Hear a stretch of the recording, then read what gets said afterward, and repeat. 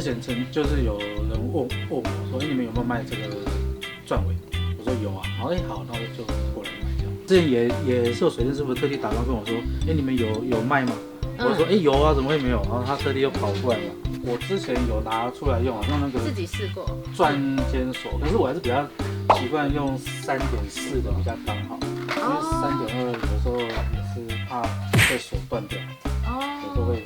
所以觉得3.4会比较刚好。其实我们公司常常被人家诟病说服务非常的不好，但是服务不好是因为我们都是1对1，就是客人进来，他需要什么东西，我们小姐啊，或者是我们那个就会带他去找，带他去拿，帮他介绍这样子。但是因为有时候人太多的话，有的人就会让你等的比较久，就会觉得你们服务怎么那么差？因为生意太好了，来不及。